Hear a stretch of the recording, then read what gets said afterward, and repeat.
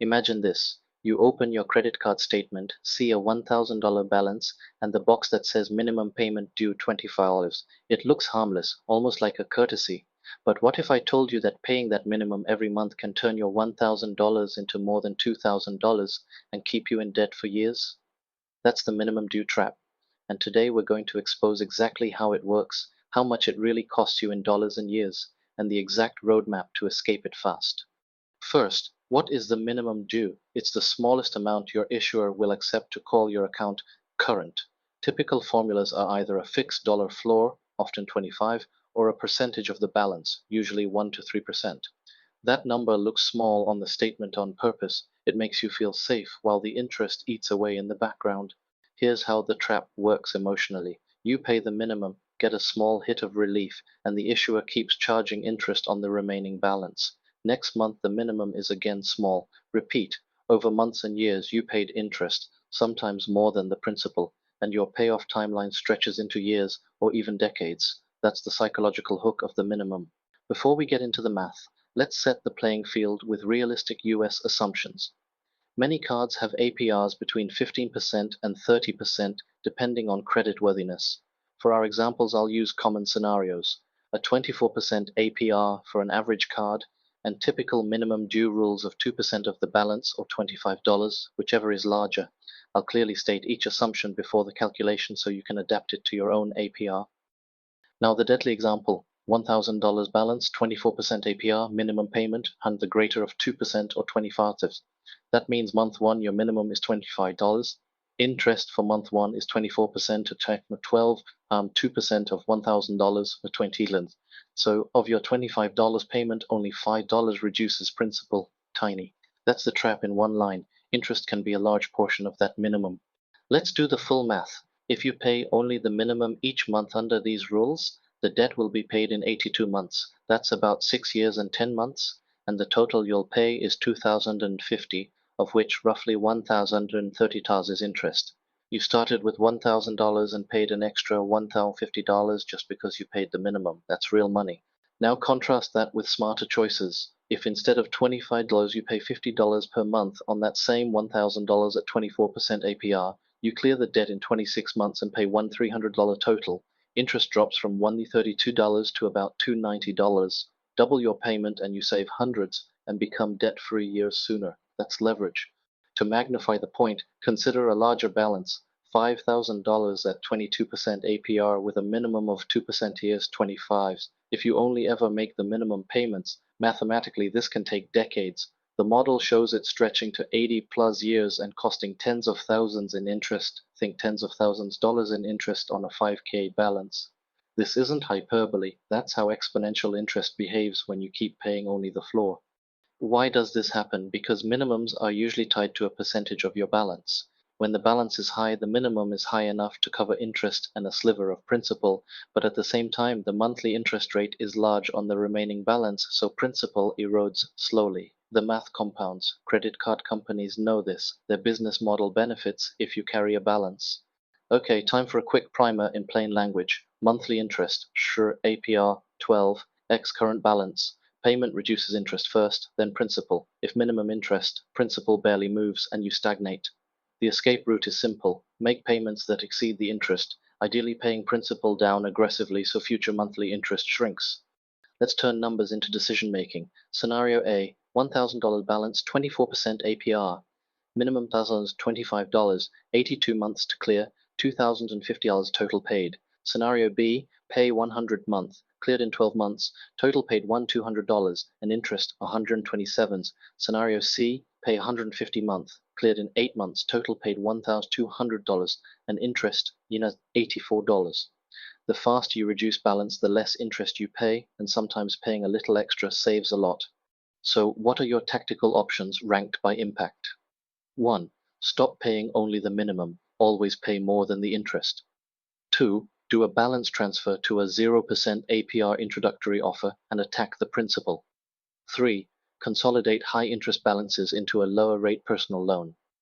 4. Use a debt snowball or avalanche method intelligently. 5.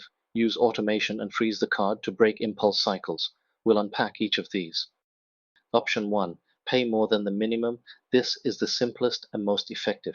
The example above showed paying $50 instead of $25 cut payoff from nearly 7 years to just over 2 years for $1,000 at 24% APR. Even small extra amounts, $10 to $20 extra, compound into real interest savings. Set a specific dollar amount you'll add every month. Option 2, balance transfer offers. Many issuers provide 0% APR for 6 to 18 months for balance transfers with a one-time fee, usually 3 to 5%.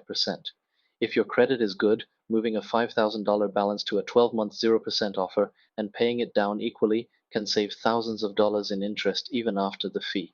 But be disciplined. If you don't pay it off before the intro period ends, the remaining balance can attract high rates.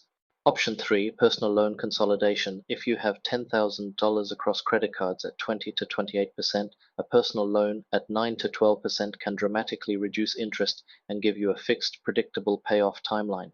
The trade-off is you can't treat it like new credit. It's best if used to eliminate multiple high-cost balances, not to borrow more. Option 4, pick a repayment strategy. The avalanche method prioritizes highest APR first, mathematically optimal, while the snowball method prioritizes smallest balance first, psychologically powerful. For many Americans with multiple cards, avalanche saves the most interest. For those who need momentum to stay motivated, snowball works. The best choice is the one you'll stick to. Option 5, behavioral controls. Remove saved cards from mobile wallets, freeze the card with issuer apps, hide card details, set autopay for amounts greater than minimum, and put a 24-hour waiting rule for non-essential purchases. Breaking the impulse loop is often the difference between being debt-free and staying in the trap. Let's run a real-world before and after plan for someone named Maria. She has $5,000 of credit card debt at 22% APR and pays the min at 2%, which mathematically stretches her payoff into decades. Maria's immediate plan, transfer $4,000 to a 12-month 0% offer with a 3% fee, $120, pay $333 a month to clear the intro balance in 12 months, and simultaneously set aside $200 a month to pay off the remaining $1,000 at a faster pace. Net result, Maria pays $120 in fees and about $2,300 in interest versus tens of thousands if she stayed on minimum. Huge difference. If you don't qualify for a balance transfer, a personal loan is the next best step. Take a 24-month personal loan at 10% APR for that $5,000. You'll pay about $1,285 interest over 26 months versus decades of minimum payments. The math favors smart consolidation every time when rates differ materially. But what about emergencies and cash flow? I'm not saying empty your emergency fund to kill credit card balances, maintain a small 1-3 month buffer if you must, but if you have no buffer, prioritize building the emergency fund and attacking the highest rate debt simultaneously by diverting non-essential spending to the debt for a short sprint. Here's a hands-on month-by-month playbook you can use tonight. Step 1, list balances, APRs, and minimums. Step 2, identify which balances have APR to 12%. These are urgent. Step 3, check for balance transfer pre-qualification offers with your credit score. Step 4, automate payments larger than minimum. Step 5, sell or pause small recurring charges and redirect that cash to debt. These are small moves that create large results. A frequent question, what if I can only afford the minimum? If that's true, call your issuer and ask for hardship options. They sometimes offer temporary lower APRs or payment plans if you explain job loss or medical emergencies. It's not guaranteed, but calling is better than silently spiraling.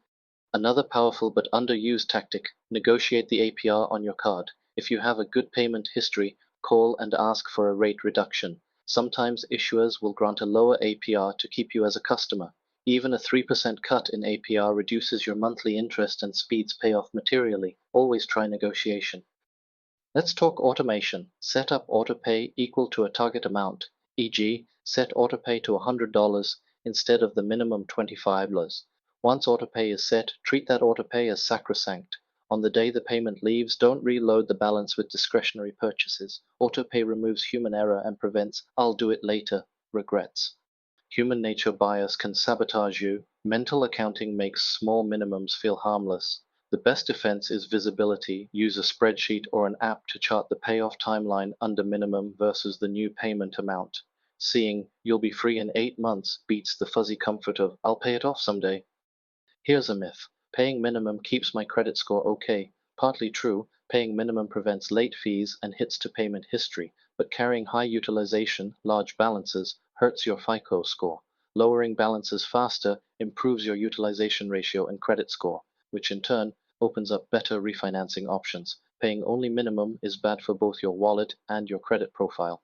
Case study deep dive. John has $12,000 across two cards, 7K at 26% and 5K at 20%. He pays combined minimums of $300 a month. At that pace, the 26% balance alone will take decades. John's plan: qualify for a 12-month 0% transfer for 7K, pay $583 more to clear it, and use a $200 monthly allocation for the 5Ks at 20%, or consolidate into a 36-month 10% personal loan. Either approach saves John thousands and gets him free much faster. Let me give you a practical checkpoint. If your total credit card minimums across all cards exceed 5% of your monthly net income, you're likely paying too much in interest relative to your cash flow. Aim to limit minimums to a manageable fraction and push the rest to targeted higher payments. How to prioritize payments if you have multiple cards. If you're mathematically driven, avalanche, highest APR first, wins. If you're motivation driven, snowball, smallest balance first, wins. For most Americans juggling behavior and math, my recommendation is hybrid. Use snowball to clear one small balance for motivation, then switch to avalanche for maximum interest savings. Warning: beware of the debt shuffle. Some people open new cards for 0% offers and then keep adding expenses. That's a temporary illusion of relief that becomes worse if you don't change spending habits. Balance transfers are a tool, not more credit to spend. Treat transferred amounts as debt to be eradicated, not recycled. If you're in a firefight with interest, consider increasing income temporarily. A 2 to 3 month side gig sprint, or selling unused items, can create a chunk payment that dramatically changes payoff math. A $500 lump sum on a 5K balance cuts years of interest off the timeline. Consider the short-term hustle for long-term freedom. Practical scripts you can use right now. Call your issuer and say, "I've been a customer for X years. I have an offer from Luster's competitor at 0% on 12 months. Can you match or lower my APR?" Or call and request hardship assistance if you've lost income. The worst they can say is no, but sometimes they'll give a temporary break.